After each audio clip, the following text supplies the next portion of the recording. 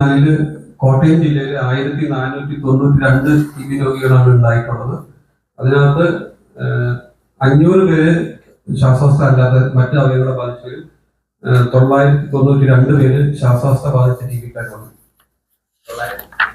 992. മരണത്തിന്റെ കണക്ക് 2024 മരിച്ചത് 149 പേര്. 2024 മരിച്ചത്. സംസ്ഥാനത്ത് ഏകദേശം 8-9% ഈ റേഞ്ചാണ്. കൃത്യം കണക്ക് നമ്മുടെ കയ്യിലില്ല. നമ്മളിപ്പോ കോട്ടയം ഡിസ്ട്രിക്റ്റിന്റെ ഡേറ്റയാണ് എടുത്തിരിക്കുന്നത്.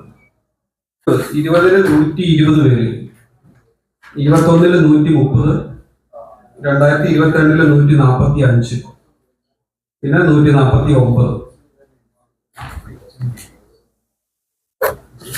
നമ്മുടെ TB എലിമിനേഷന്റെ ഏറ്റവും വലിയ പ്രധാനം അതാണ്. ഇന്ത്യക്കാരോട് പോയി ഒരു റിസൾട്ട് ചോദിക്കുമ്പോൾ, ഇപ്പോ അയർലൻഡിലേക്കോ ഓസ്ട്രേലിയയിലേക്കോ റിസൾട്ട് ചോദിക്കുമ്പോൾ TB ഇല്ല എന്നുള്ള സർട്ടിഫിക്കറ്റ് കൊടുക്കേണ്ടി. ഇപ്പൊ ജർമ്മൻകാരൻ അമേരിക്കക്ക് പോകുമ്പോൾ ജർമ്മൻകാരോട് ചോദിക്കൂല, അല്ലെങ്കിൽ ഫ്രാൻസുകാരൻ ഇംഗ്ലണ്ടിലോട്ട് പോയി കഴിഞ്ഞാൽ അവരോട് ചോദിക്കൂല.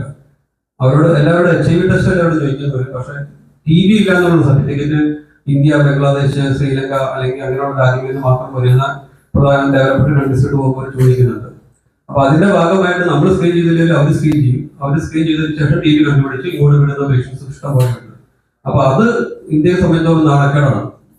നമ്മുടെ തലമുറ മുഴുവൻ അമേരിക്കയിലോട്ടോ ഇംഗ്ലണ്ടിലോട്ടോ പോകുമ്പോൾ TB ഇല്ല എന്നുള്ള സർട്ടിഫിക്കറ്റ് പോയി നോക്കി എക്സ്റേ എടുത്തിട്ട് വേണം പോയി നോക്കാനായിട്ട്. വരും തലമുറയിൽ നിന്ന് മരുന്ന് ഒഴിവാക്കുക എന്നുള്ളതാണ് നമ്മുടെ ലക്ഷ്യം. 22 വയസ്സുള്ള 30 വയസ്സുള്ള ആളുകൾ വരെ ഉണ്ട്.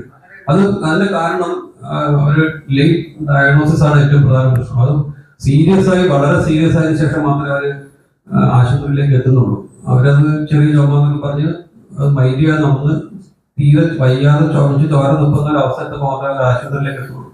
അങ്ങനെയാണ് കൂടുതലും യങ് ഏജ് മരിക്കുന്നത്. മറ്റവയവങ്ങൾ ഇൻക്ലൂഡ് ആയാലും ബോഡിനെ ബാധിക്കാം, കിഡ്നിയെ ബാധിക്കാം, തലച്ചോറിനെ ബാധിക്കാം. അത് പകരുന്ന ടൈപ്പ് TB അല്ല, ശ്വാസവസ്ഥ ബാധിക്കുന്നത് മാത്രമേ പകരൂ. ട്രീറ്റ്മെന്റ് സ്റ്റാർട്ട് ചെയ്ത് വിതിൻ 2 വീക്സ് അവർ ഇൻഫെക്ടിവിറ്റി കുറയും, സ്പ്രെഡ് ചെയ്യാനുള്ള കുറയും. പക്ഷെ പ്രശ്നം അതിന് മുമ്പാണ് സ്പ്രെഡ് ചെയ്യുക. ഇപ്പൊ വീട്ടിലൊരാള് പോസിറ്റീവ് ആയി കഴിഞ്ഞാൽ നമ്മൾ ട്രീറ്റ്മെന്റ് സ്റ്റാർട്ട് ചെയ്ത് 2 വീക്സിനുള്ളിൽ അവർ പിന്നെ അവർ സ്പ്രെഡ് ചെയ്യില്ല. പക്ഷെ അതിന് മുമ്പ് കഴിഞ്ഞ 3 മാസം വരെ അവർ സ്പ്രെഡ് ചെയ്തിട്ടുണ്ടാവാൻ സാധ്യതയുണ്ട്. അതുകൊണ്ട് വീട്ടിൽ താമസിക്കുന്ന എല്ലാവരും ശ്രദ്ധിക്കുന്നത് അതുകൊണ്ടാണ്.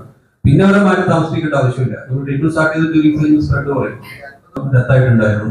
വീണ്ടും അവർക്ക് പ്രതിരോധശക്തി ഒരു സ്റ്റേക്ക് വന്നു കഴിഞ്ഞിട്ട് പ്രതിരോധശക്തി ഇപ്പൊ ചിക്കൻ ബോക്സ് വരുന്ന പോലെ പ്രതിരോധശക്തി കിട്ടില്ല. അവർക്ക് വീണ്ടും എക്സ്പോഷർ വന്നാൽ വീണ്ടും അസുഖം വരാം. അത്രേ ഉള്ളൂ, അങ്ങനെ ഉള്ളൂ. ഉണ്ടെങ്കിൽ അതിനകത്ത് ടെസ്റ്റ് ചെയ്ത് കഴിഞ്ഞാൽ അതിനകത്ത് 10% പേർക്കും TB കണക്കുകളുണ്ടായിരിക്കും. പക്ഷെ അവർക്ക് രോഗം ഉണ്ടെന്ന് അർത്ഥമില്ല. അപ്പൊ നമ്മുടെ രോഗപ്രതിരോധശേഷി കുറയുമ്പോഴാണ് മിക്കവാറും കേസുകളിൽ ഇത് രോഗമായി മാറുന്നത്. രോഗാണു ഉണ്ട് എന്നുകൊണ്ട് മാത്രം നമുക്ക് വലിയ പ്രശ്നമില്ല. നമ്മളത് സബ് ക്ലിനിക്കലായിട്ട് നമ്മുടെ ഉണ്ടാവും, നമ്മൾ സ്പ്രെഡ് ചെയ്യത്തുമില്ല, നമുക്ക് അസുഖമായി മാറത്തുമില്ല. പക്ഷെ നമ്മുടെ രോഗപ്രതിരോധശേഷി കുറയുന്ന സാഹചര്യത്തിൽ അത് ഇൻഫെക്ഷനായി മാറാനുള്ള ഒരു സാധ്യതയുണ്ട്. അത് കൂടുതൽ റിസ്ക് ഉള്ളത് നമ്മുടെ കുടുംബത്തിലോ അല്ലെങ്കിൽ നമുക്ക് ക്ലോസ് കോൺടാക്റ്റിലോ ആർക്കെങ്കിലും TB ഉണ്ടെങ്കിൽ റിപ്പീറ്റഡ് ആയിട്ട് നമ്മൾ വീണ്ടും ഇടയ്ക്ക് കിട്ടിക്കൊണ്ടിരിക്കും.